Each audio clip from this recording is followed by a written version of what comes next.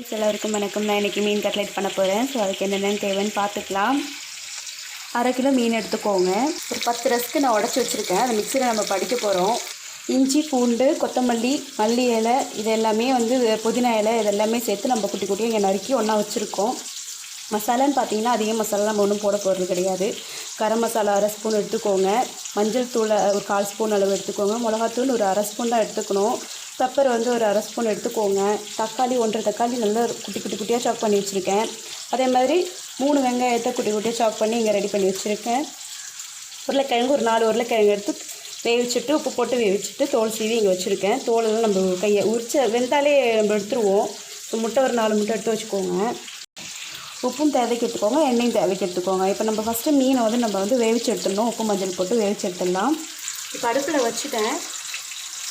தண்ணி தேவைக்கு எடுத்து ஊற்றிக்கோங்க. நம்ம இந்த மாதிரி ஒரு ஃப்ரை பண்ணலாம் தண்ணி ஊற்றிருக்கேன். தண்ணி இதுக்கு மேலே இருக்கிற மீனுக்கு மேலே ஏற்ற மாதிரி தண்ணி ஊற்றிக்கோங்க. உப்பு சும்மா பாருங்கள், ஒரு 1/4 ஸ்பூன் உப்பு போட்டுக்கோங்க. அதிகமாக உப்பு போட்டுறாதீங்க, உப்பு கரிச்சிடும். ஏன்னா நம்ம சமைக்கும் போது உப்பு போட போகிறோம். மஞ்சள் தூள் ஒரு 1/2 ஸ்பூன் போட்டுக்கோங்க. அவ்வளோதான். இதை நல்லா கிண்டி விட்டுக்கோங்க. போதும் இதுவே.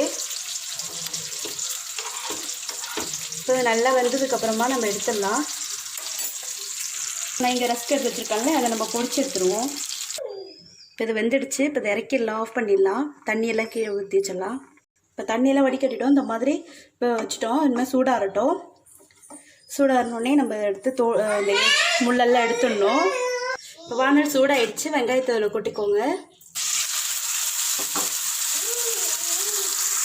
இப்போ இதில் உப்பு போட்டுக்கோங்க. 1/2 ஸ்பூன் உப்பு போட்டுக்கோங்க.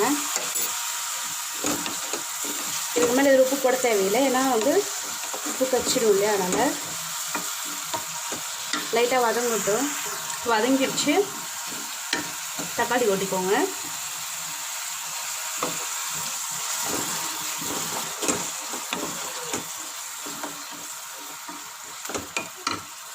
இப்போ இந்த இஞ்சி பூண்டு எல்லாமே இதில் போட்டுக்கோங்க. இஞ்சி பூண்டு, கொத்தமல்லி, புதினா இலை எல்லாமே கட் பண்ணது இதில் போட்டுக்கோங்க. இது கூட காரம் அதிகமாக வேணுன்றவங்க ஒரு 2 பச்சை மிளகாய் போட்டுக்கோங்க. நான் காரம் கம்மியாக போடுறேன், அதனால தான் நான் மிளகாத்தூள் 1/2 ஸ்பூன் அளவு எடுத்திருக்கேன். நல்லா கிண்டி கொடுத்துக்கோங்க. நல்லா வதங்கட்டும். அதுக்குள்ளே நம்ம மீனை முள்ளெல்லாம் எடுத்து நீக்கி எடுத்து வச்சிடலாம். நல்லா வதங்கிடுச்சு. இப்போ எல்லா மசாலா இதில் எல்லாமே கொட்டிக்கோங்க. நல்லா கிண்டி கொடுத்துக்கோங்க.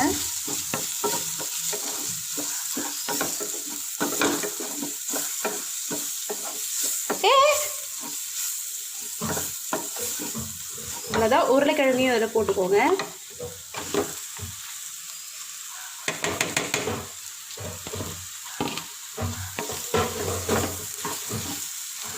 நல்லா கிண்டி கொடுத்துட்டு இது ஒரு 5 நிமிஷம் இருக்கட்டும். மூடெல்லாம் வேண்டாம், அப்படி திறந்து வச்சு எடுத்துக்கோங்க. அந்த மசாலாலாம் அதில் பிடிக்கட்டும்.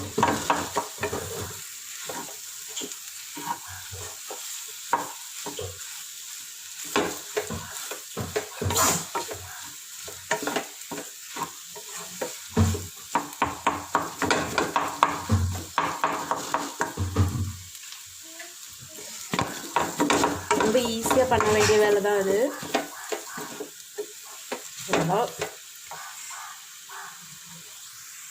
இப்போது இதில் நான் ஃபஸ்ட்டே காமிக்க மறந்துட்டேன். ஸோ மல்லித்தூள் இருக்கு இல்லையா, அது ஒரு 1/2 ஸ்பூன் போட்டுக்கோங்க. செம்ம ஃப்ளேவராக இருக்கும். நான் இது வீட்டிலே வறுத்து பிடிச்சது. ஒரு 1/2 ஸ்பூன் போட்டுக்கோங்க. நல்லா கிண்டி கொடுத்துக்கோங்க.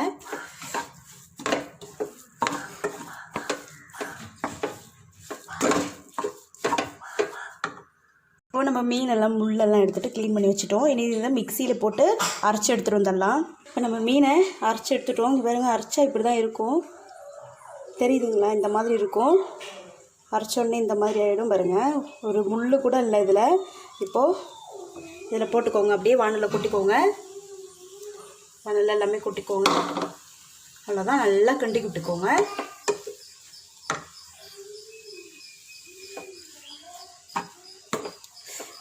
கலரே ஒரு அழகாக இருக்குது பார்க்கவே.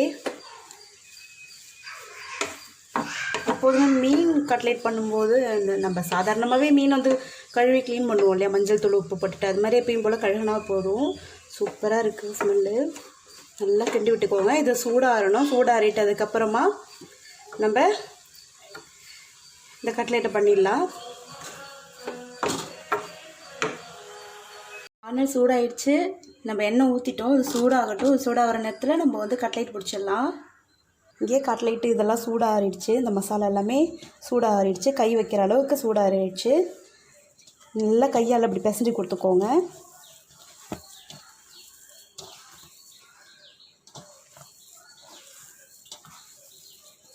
கட்டை எதுவும் இருக்கக்கூடாது. உப்பு நான் முதல்ல சொன்ன மாதிரி அந்த 1/2 ஸ்பூன் அளவு தான் உப்பு போட்டிருக்கேன். அதிகமாக உப்பு நான் போடலை. ஏன்னா மீனில் வேறு நம்ம உப்பு ஒரு 2-3 சிட்டிகை அளவு உப்பு போட்டு வேவிச்சோம்ல, அதனால் உப்பு அதிகமாக நம்ம போட தேவையில்லை. நல்லா பிசைஞ்சாச்சு. நம்ம இதை உங்களுக்கு என்ன ஷேப் வேணுமோ நீங்கள் அந்த ஷேப்புக்கு ஷேப் பண்ணிக்கலாம். நீங்கள் சில பேர் வாழை இலை வச்சுட்டெல்லாம் ஷேப் பண்ணுவாங்க. சில பேர் வந்து கவர் வச்சுட்டு அதில் கூட ஷேப் பண்ணுவாங்க.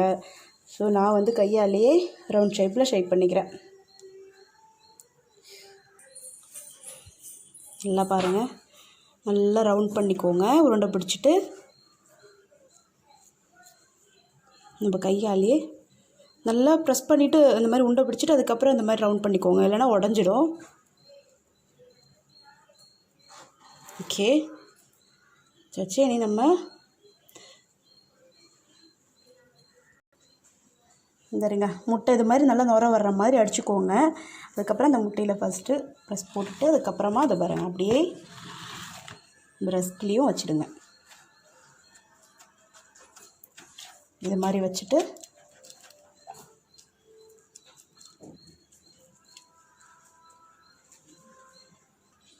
நான் ரவுண்டு போட்டுக்கோங்க. அவ்வளோதான். இதே மாதிரி ஒரு 4-5 உருண்டை எடுத்துடலாம். ரவுண்ட் ஷேப்பில் எடுத்துடலாம். நல்லா நான் சொன்ன மாதிரி இதே மாதிரி பண்ணிவிட்டு ஓகே ப்ரெஸ் பண்ணிக்கோங்க. அவ்வளோதான். இனி முட்டையில் முக்கிட்டு அதுக்கப்புறம் ரஸ்கில் ஆட் பண்ணலாம். முட்டையில் வச்சுட்டு அப்படியே கையோடே ரஸ்கில் போட்டுக்கோங்க.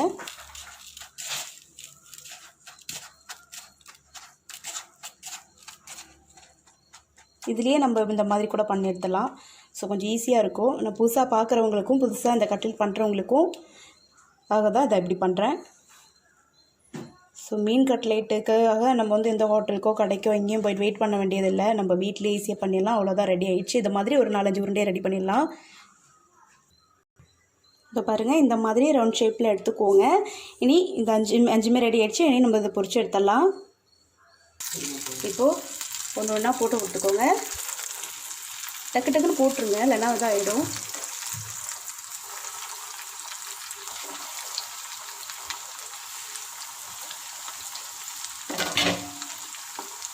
சிம்மில் வச்சுக்கோங்க, இல்லைன்னா தீயறதுக்கு வாய்ப்பு இருக்குது. திருப்பி போட்டுக்கோங்க.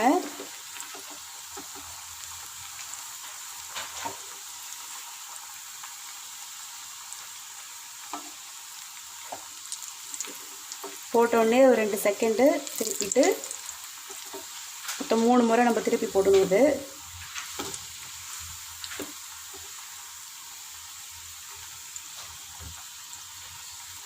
நீ ஒரு முறையும் ஒரு வாட்டி திருப்பி போடணும்.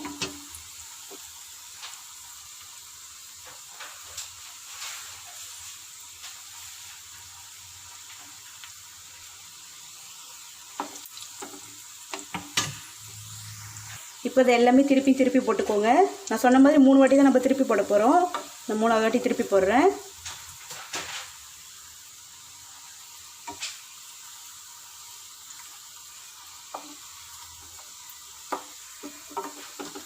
அவ்வளோதான். இதை எடுத்துடலாம். இப்போ அதை எடுத்துடலாமே.